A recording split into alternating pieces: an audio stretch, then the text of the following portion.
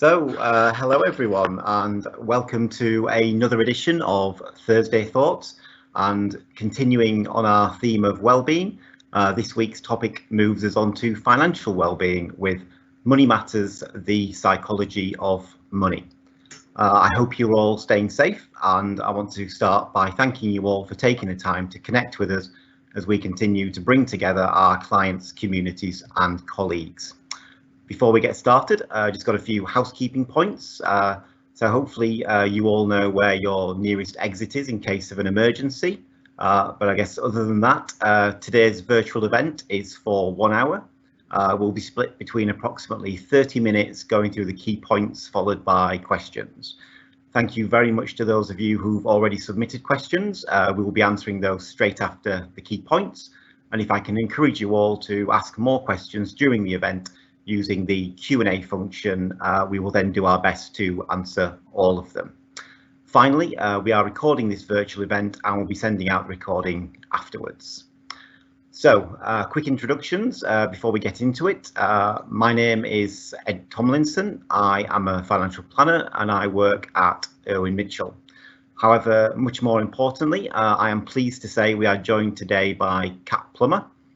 Kat lives on the south coast in Eastbourne and is a certified financial empowerment coach who specialises in helping people enjoy a healthier, happier relationship with money. Says on her website that she is on a one-woman mission to free you from your money worry. Personally, I was very pleased to be asked to be involved in this event, as it has become clear to me during my years working as a financial planner that money means very different things to different people. And this is especially true for those people who have received compensation following a personal injury claim. For me, understanding a person's relationship to their money is key to helping them manage it. So without further ado, I'd like to hand you all over to Kat to tell us more about how we can improve our relationship with money and our financial well-being.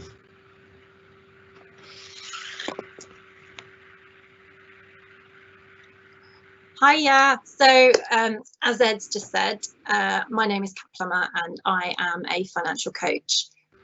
So what does it mean to be a financial coach? And essentially I help people get financially fit. So you know how a personal trainer might show you how to do a squat and then watch you do it while they shout words of encouragement? Well, that's kind of how financial coaching works, but without the shouting and absolutely no squats as a rule.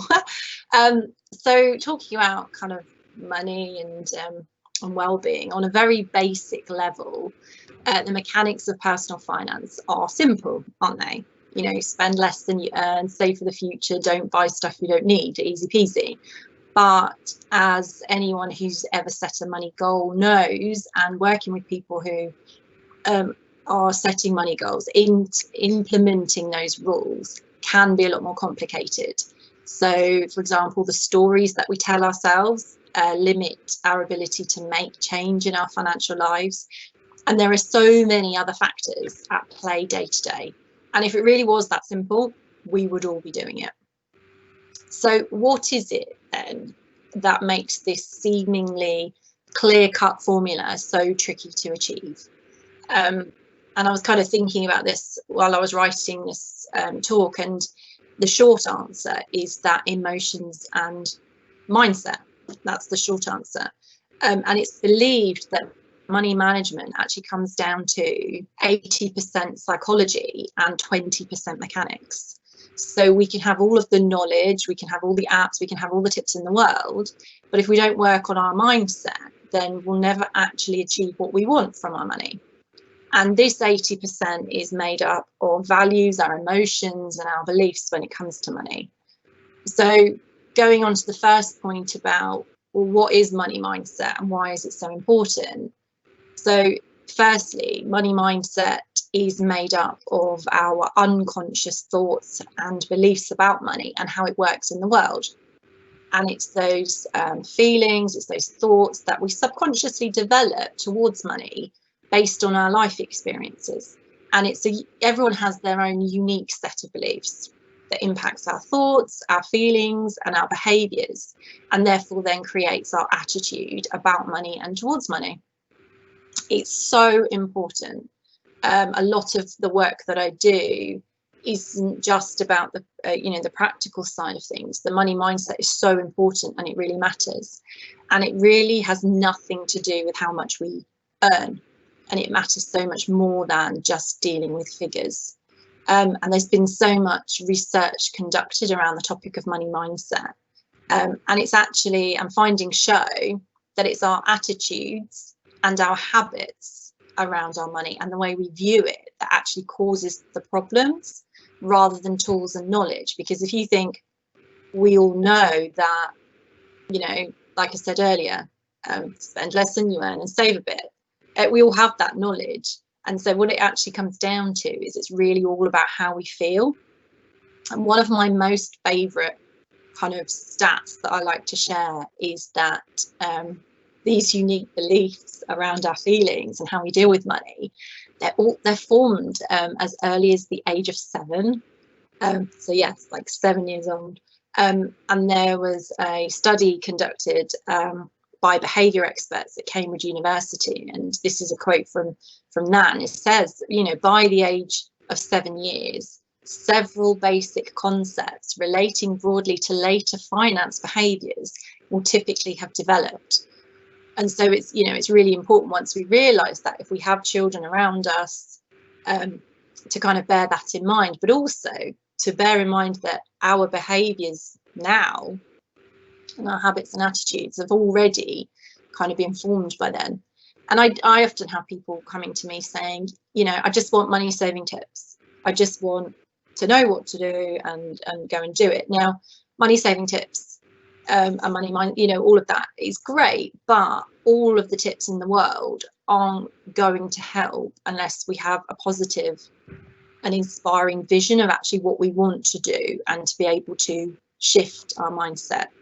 And one common thought, I think we've all had it, oh, if I could just win the lottery, or if I had a pay rise, if I just had more money. Now, don't get me wrong, more money or a pay rise is fantastic and can help so much. However, something to think about is, if someone's already spending it all, having more won't help.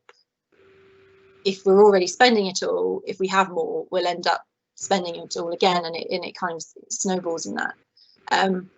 For example, we can clear our debts, but if we haven't changed the mindset, we risk repeating those same behaviours. And that was me personally. I got into debt a second time round because, although I'd learned all the tips and all the plans and everything in the first place to clear the debt the first time round, I didn't shift my mindset. So I resumed the same behaviours and ended up in debt again. And it can end up being a cycle. And, this is often a problem because it's not the actual money itself, it is the mindset. And I've worked with clients who've come to me purely because they wanted to work on the mindset, because they'd recognise that. But the good news is our mindset isn't fixed. Hooray! So just because we may have developed a negative mindset or negative thought patterns around money, or develop money blocks, doesn't mean that's how we're always going to feel. It's not set in stone, and it doesn't need to define the person that we are. We all know somebody who, in a group of friends, they're rubbish with money, or they can't stop spending. It doesn't have to define us, and we have the power and the capacity to change that. And every morning when we wake up, we can create new thoughts and enact different behaviours. So it doesn't matter where we were yesterday or a month ago, a year ago, we can choose to take control of our money and our money mindset, which is really interesting, because often people can say, well, I'm just rubbish with money, that's just how I am, but it's not set in stone, and we can change that. So if we want to see a change in our finances, it's important that we change the way we think and we feel about money. And as we change our thinking and our mindset, it's going to change our actions. And then that change in actions will then bring about different results. Managing money isn't always easy, but what's so important is, when it is managed well, it can fill us with a wonderful sense of freedom, self-empowerment, choice, and independence as well. which brings me on to the second point for the kind of discussion today, the whole idea around budgeting that works, and kind of how we manage our money.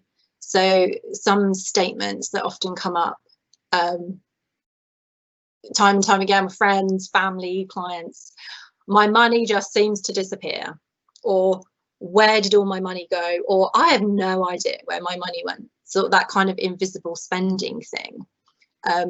So I wonder if this sounds familiar to some people, or, you know, always playing catch up or living paycheck to paycheck. And I think the biggest difference in terms of, we're looking at kind of, we've looked at the mindset and we look at the practical element. One of the biggest differences in terms of getting a handle on finances is getting to grips with what people typically call budgeting. Now, I don't call it a budget, because who really wants a budget? Like, a budget sounds like it's restricting your money, and it's not about that. It's about creating a spending plan, and that's what I call it, and the people I work with, and we call it a spending plan. And it's about creating a spending plan that is aligned to your values and what is important to you in life. So when you think about the word budgeting, like, what kind of image does that conjure up? Like, restrictive, I'm on a budget, you know, that whole, oh, you know, I can't do this, I can't do that. And it brings up negative connotations. So we might find that if we're suggesting to people, you know, you need to have a budget, or you need to start thinking about a budget, we're often faced with, you know, negative emotions and negative behaviors around that. And it's the same sort of thing when we say, oh, I'm on a diet. It's that whole, I can't have that mentality. But when we want to manage our money, and when we have long-term goals, we do need some form of budgeting. Otherwise, we'll get to the end of the month and there's nothing left to save, or even the middle of the month. Or we might have debts and we want to pay them off, or we have long-term plans and goals and we just never get any closer to them. So, like I said, when I work with clients, and for me personally, don't call it a budget, we call it a spending plan, because we're planning our spending. That sounds like, oh, we're allowed to spend. Because the process isn't about restricting our money or restricting our lives, which is what the word budget can kind of conjure up. It's about creating a spending plan that is aligned to our values and what is important to us in life. And so this reframe is really important, because we can feel guilty or restricted about spending that isn't essential. You know, the guilt at the time when we feel like we're blowing our budget, or the guilt after at what we've bought or what we've spent, and that's stressful and it's exhausting. And it's also more likely to lead to more impulsive spending and buying of things we don't necessarily need. It's like, well, I've blown it now, so I might as well carry on, you know. Or, for example, buying another pair of blue skinny jeans to add to the 5 pairs that might already be in the wardrobe. So when we are creating our plan, we need to get really clear, actually, what is it we want and what are our values and priorities. Now, these are different for different people, and there are different you know, values, and it's looking at actually what are your values. So your real value system is not the Joneses, that old school friend on Facebook, or that influencer on Instagram. You need to align your spending plan to your own values in order to achieve that kind of greater life fulfillment. So for me personally, spending money on things like holidays is really important. So I will always make sure I'm allocating money to spend on things that I value. So when I am faced with that thing I think I really, really, really want, it's like, well, I could spend it on that, or I can put it towards my holiday, which I really value, and it makes the thinking about spending easier, because we are aligning it with our kind of values and our goals. And then this is why we need to think about our why. You know, why are we doing this? Why are we creating a spending plan? You know, and saving and investing is thinking about your future self, and ultimately overspending is sacrificing your future and sacrificing your future goals. And sometimes just visualizing that can be really powerful to help you question what you're doing and where you want to kind of align your spending. So if you as a person in 5 or 10 years were to come and sit next to you now, what would you want them to be saying to you? You know, you could act like present me and future me. Present me, I just had to have these 5 pairs of blue skinny jeans and spend all my wages on these clothes that I wore once, or sitting in the cupboard with their tags still on. You know, future me could be sat here going, hang on a minute, Kat, I'm still trying to pay off debt from all your splurges. Kind of wish you'd save some money. Or me sitting here saying, I really thought about you and I took the time to put my money into pots, including savings. It wasn't always easy, but I hope it was worth it. Future me going, I love how you saved for me. I've been able to do so many amazing things and I'm not in any debt. Thank you so much. So if you can work out what your big why is, then you're going to be able to make savings more easily, and you know, and that's really going to help. And kind of breaking that down even further into the idea of kind of needs, wants and values. And we don't really talk about these when it comes to money, but it really helps us to kind of shift where we're at. And what is important to you is going to be different to the person next to you, and your needs and wants will be different. And it's being really kind of secure in that knowledge to really help you. So linking back to kind of budgeting and having a spending plan that works. I love the idea of giving every pound a job, and it makes such a difference. So when we're going through our income and our outgoings and we're looking at what is left over, making sure we allocate what's left to specific things. Now, with many banks and accounts, you can create pots, you can name them, and some of them even have in their apps, you can add photos and pictures to them to make them really visual, and putting money each month into those pots. And what you're essentially doing then is giving every pound a job and making sure those pots are aligned to your values and your priorities for not just now, but for the future you as well. So thinking about the values, priorities, giving every pound a job. If it doesn't have a job, give it one, even if it's going into an emergency fund. So by doing this, you have complete control over every single penny in your account. And it's not about restricting your money, it's about allocating your money to different goals. So yes, we need to plan for our future, but also what is important to us here today. So having a fun fund that you can spend on the things that you enjoy.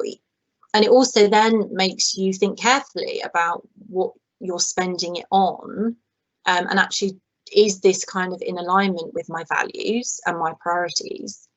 And equally, it can eliminate the guilt that some of us can feel about spending on fun things, and you can wholeheartedly enjoy it then. And equally, again, with creating our spending plan, planning for the expected and the unexpected. So what causes the most amount of financial stress? What causes you to go, oh man, I don't have enough money for this? Like I had this weekend, I had a leak under the floor, which needed sorting out and cost a few £100s, but luckily I had my unexpected costs fund, you know, unexpected things. And the reason this kind of stress happens is when we haven't saved for something.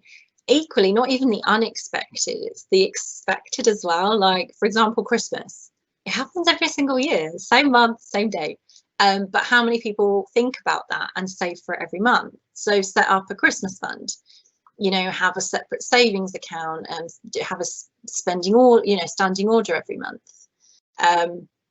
Think about, you know, if you're spending over £1,000 at Christmas, but actually you can't afford to save that every month, how does that fit in with your values and your priorities? And then thinking about other expected things, like what's going to happen every single year. birthdays, holidays, school uniforms, haircuts, you know, personal care, and setting up kind of pots for these things. Now, the unexpected causes the most amount of financial stress, and it can be avoided with a proportion of planning, you know, things like the car breaking down, having a leaky pipe under the house. So setting up accounts for unexpected costs. And ideally, you know, we want to kind of be thinking of like an emergency fund, unexpected costs, and expected costs. And if you have those, then you're going to be covered for every eventuality, which takes the stress out of not being able to prepare for those things. So moving on and thinking about saving, there is the whole idea around the psychology of saving. So some people are good savers. You know, do you know like a sibling who's much better at saving than you are? And some people are good savers, regardless of how much they earn. They always seem to have money set aside for special occasions and rainy days. Whereas other people, even when they have a good income, seem to be permanently broke and waiting for the next paychecks. And we can probably recognise these traits in people that we know. The good news is that when it comes to saving, it has far more to do with our psychology than the size of the paycheck. And our relationship is with money, like I said earlier, is deep rooted and originates from an early age. So were you the kid cracking open your piggy bank every weekend, or were you the one stashing your birthday cash for months? And linking back to giving every pound a job, we often believe we can't afford to save because we only think about saving what's left after everything else. So get to the end of the month and go, well, I've spent all of that and I'll save what's left, rather than us prioritising it.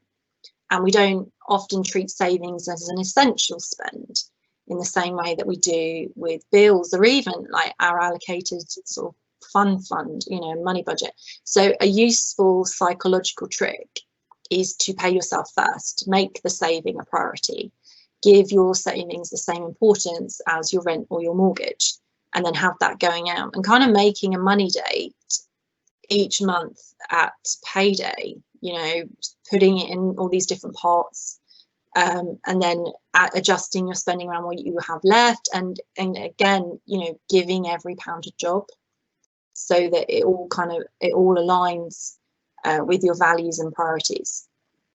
Now, money, it's said, doesn't make you happy, but we've all been guilty of the bout of retail therapy, you know, a session of online shopping to cheer you up here, or treating yourself to a little something special there, you know, spend when I feel happy, spend when I feel sad, spend when I feel angry, spend when I'm celebrating. You know, we can spend to fill emotional voids and also to release endorphins, not to mention when we might be under peer pressure or trying to create a positive image. Money is an emotionally charged topic, which can really magnify a range of feelings from shame to success. So when you know you should be saving, you can experience a tug of war between the emotional and the logical sides of the brain, and we're kind of forever trying to navigate that conflict.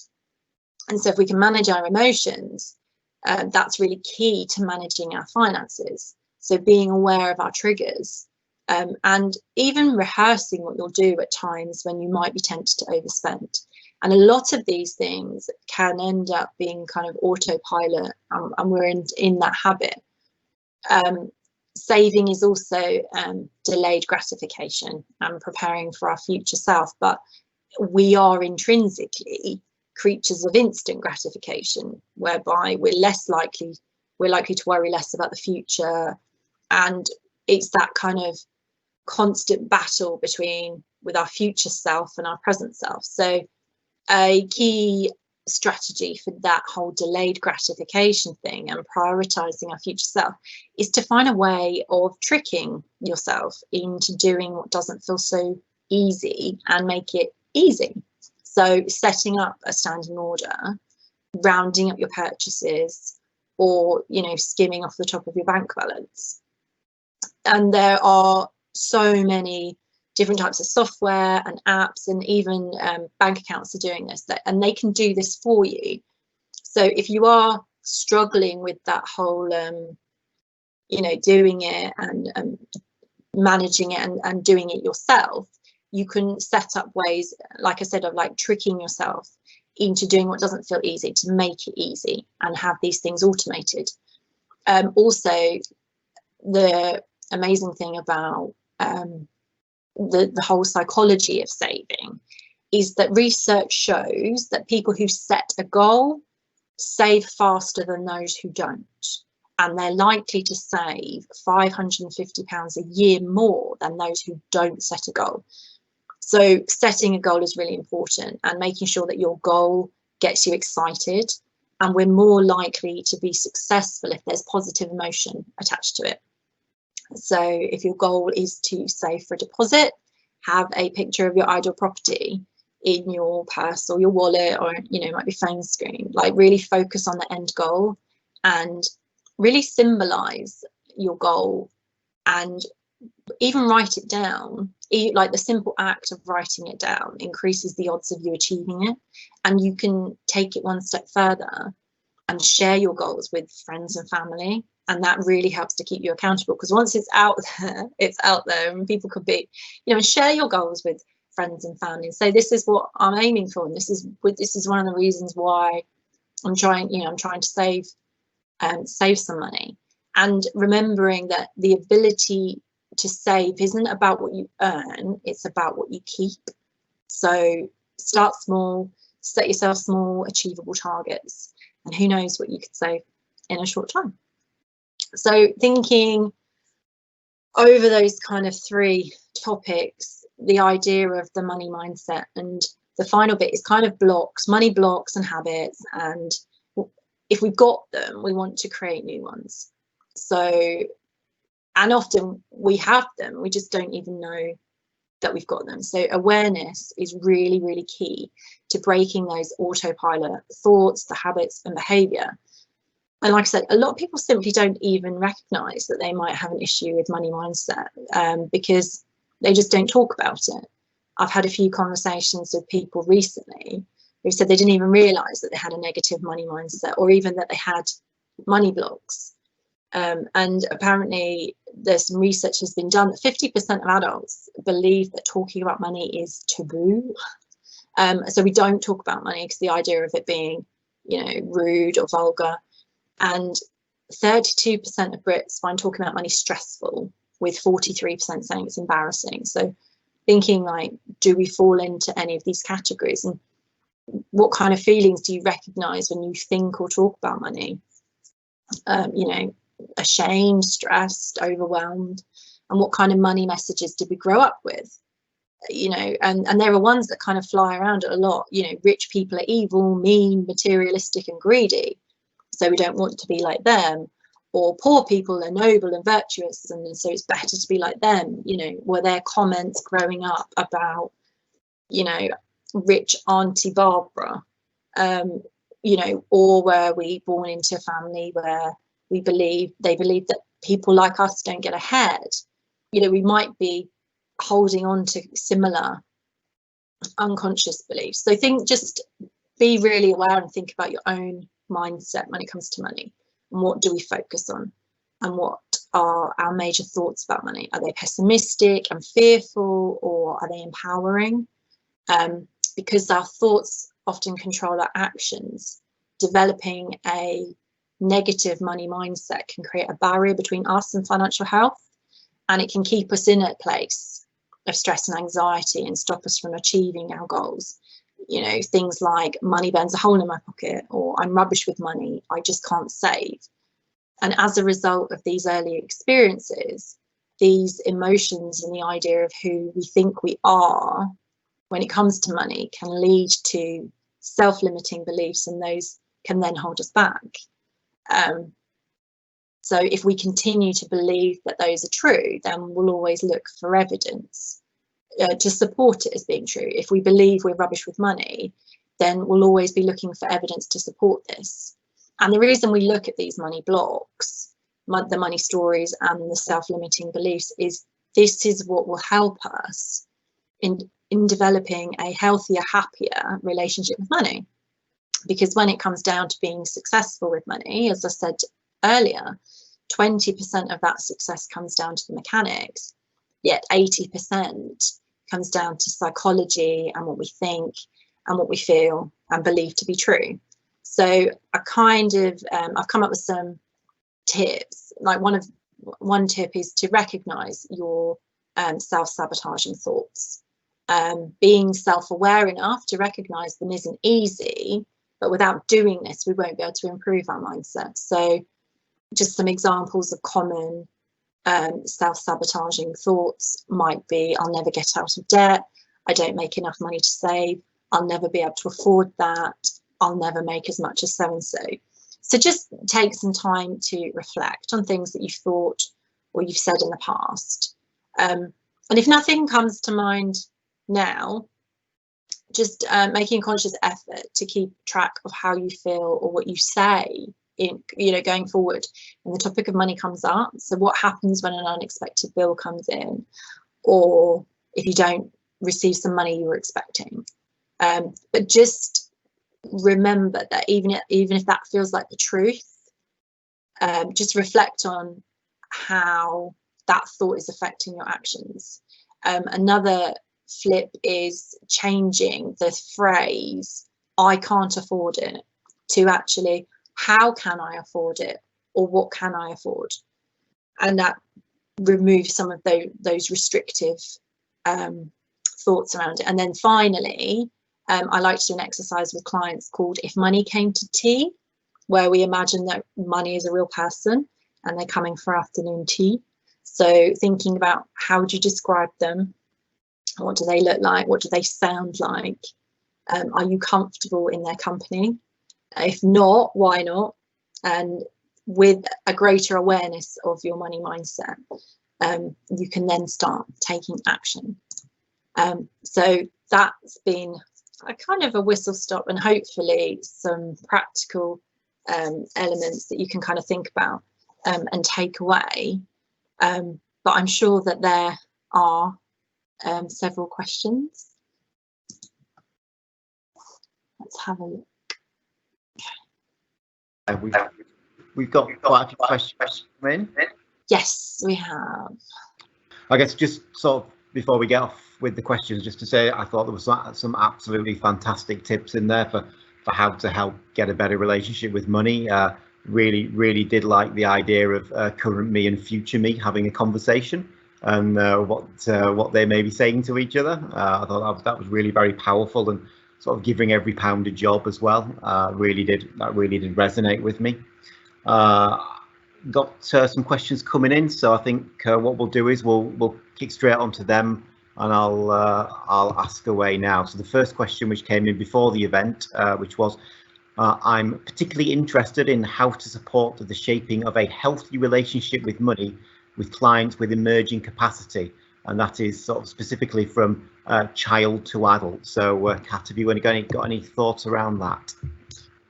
Yeah, so the idea around that emerging capacity, and like I said earlier on, that our thoughts are formed, and our whole ideas around money are formed very early on.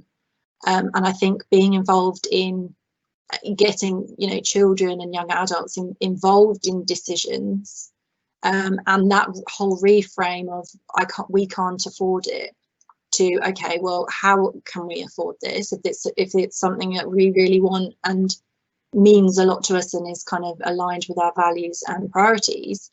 How can we afford that? Having conversations, and moving away from talking about money being a taboo subject. And just kind of being involved in the setting of goals, and like sharing the ownership of those decisions is really powerful, to then have children and young adults then going into adulthood being aware that they are things that we need to be doing, because for me personally, and pretty much all of my clients, those conversations weren't had, and so we're almost expected to kind of like emerge into adulthood as like fully fledged financial butterflies. But really it doesn't often work like that.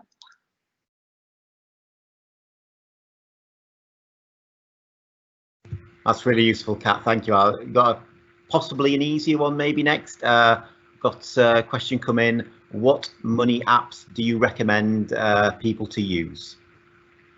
Okay, so in terms of the making savings easy, there are some really great apps out there at the moment. One is called Plum, and another one is called Chip, and they use their algorithm and data that they pull from your bank to work out how much you can save regularly. You can do roundups.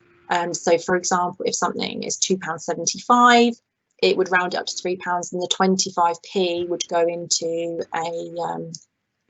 a savings pot. I know that Monzo and Starling have pots, and you can link those to, there's an app called IFTTT, which I know works well with Monzo, and that they've got all sorts of, they call them applets, all sorts of applets set up. You know, one is a rainy day app link, where if it rains, and when it physically rains, then money can be, you know, a set amount can be transferred.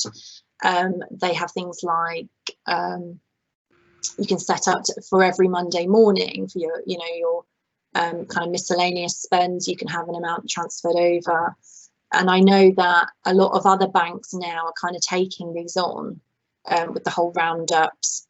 The skimming, if you wanted to do that by hand, you know, if you have £291.33 in your account, kind of taking the £1.33 into a separate account and just seeing that build up over time. But Chip and Plum are really good ones, and there are quite a lot of fintech out there now, kind of taking that on board and kind of rolling with it. So those, you kind of in the first instance, are really good ones to check out. Cool. Thank you. I guess I would, having used Monzo myself, I think that's certainly one I would look at, and absolutely, you know, fintech is really taking off, and the smaller startups have done some great work, but the bigger banks are catching up as well. So I guess hopefully is something out there for everybody if you have a search online and find what works for you. Yeah, there's all sorts out there, and it's a real, and you know, even things like the insights that you can now get. You know, for me personally, when I kind of looked at my spending over 3 months and looked at where I was spending most of my money, most of it was going to Amazon, which I didn't notice because I was just doing it. But having, you know, looking at a pie chart and going, right, oh well, this much was going to Amazon, and kind of, and it's that awareness that you can then make a decision going forward. Well, I don't really want to spend that amount there, or, you know, and that sort of thing. That's really good. We've got another question in, a bit of a longer one. So it's how can we overcome our money fear, almost phobia? We are comfortably off and don't go overdrawn, but reading bank statements, etc., fills me with dread, and I avoid it whenever possible. Sounds like someone who might use some help from you, Kat. Yeah, I mean, this is so common, and it happens so much, and it is something that a lot of my clients come to me with and saying, and it ends up becoming a phobia because we ignore it for so long. And I think starting with awareness, and actually, where does that come from? You know, especially if you feel like you shouldn't be in a position to be worried, you know, you're not overdrawn and you've got enough money. So where does it come from? What is it you're expecting to see? And so I would say, you know, kind of unpicking that and kind of working where it came from, and also just small steps, you know, and even some sort of kind of reward, but also make it a more enjoyable experience. So if you know you've got like bank statements to open, have your favorite cup of coffee and a piece of cake and just make it a more enjoyable experience, rather than making it this whole kind of, oh my god, I've got to open it, and like this fear-filled event. And just little things like that would be really useful. Cool, good. Hopefully that would help. I got one question of my own, Kat, having listened. What really struck me from what you were saying was regarding the budgeting and the spending plan, and that idea of turning the negative into a positive. I thought was very powerful. And I guess what I was interested to hear was, what reaction do you get from the people you work with when you turn that negative into a positive, and how do you see people? How do people react to that? Oh, okay.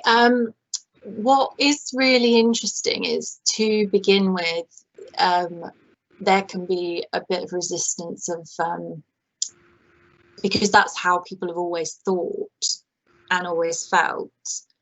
And so to start with, anything new and any kind of learning process can feel uncomfortable. But alongside the learning to flip it, and I think also one of the things is, like, for example, if I was to say to you, think of a skateboarding penguin, it would be very hard not to think of a skateboarding penguin. So once the seed has been planted that, oh, I'm thinking about this negatively, how do I flip it into the positive? It starts to become a thing that you start doing, and the more you do it, the easier it becomes. But what comes with that is then the rewards of less stress and increased savings and paying off debt and that sort of thing. So although initially it is often met with a bit of kind of trepidation and being a bit worried about it, it's almost like, because the positive effect snowballs so much that they don't want to go back to feeling negative because of all the good things that they're seeing. Good. Got a few more questions coming in. I'm going to sort of maybe just take this first one. It says, do any credit cards do those breakdowns? We spend on cards and pay off in full, so can't benefit from bank analysis. And I guess maybe just some of you may have heard of the open banking architecture that's now coming in, which essentially is allowing providers to talk to each other. So I think if you are spending on credit card, then maybe it's using one of the apps that was mentioned, but getting the open banking architecture set up so that you can download the information from the credit card onto that app. I'll just throw that over to you, Kat, if there's anything you can add to that. Yeah, I think that's what you said just absolutely covers it. And also some people like, kind of good old-fashioned highlighting. If you get a physical statement through, spending some time and kind of highlighting and going through those.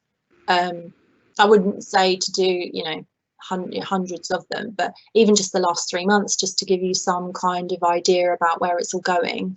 But I think it's, like you said, Ed, I think it's great that you can use other apps and other interfaces now to be able to get all that kind of information and that data. Got another question here. Great question. Hi, Kat. I'm a financial advisor with a niche for women.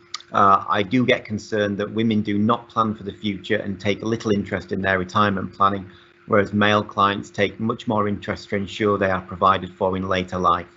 Do you have any tips on how we can help women to take more ownership of their futures?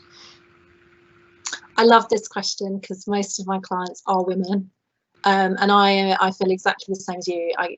And one of the reasons why I think predominantly work with women, because women don't tend to plan for the future, because historically the literature and the services are very kind of male orientated and can be full of jargon, so women often get scared.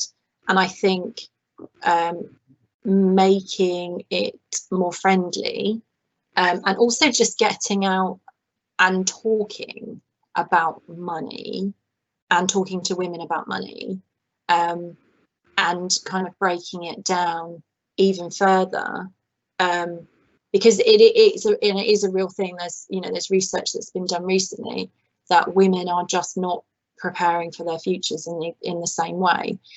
There is still, I feel, a bit of a way to go, but there are lots of organisations out there that are helping women to do that, and with pensions and even investing, because there's a huge gap in investing.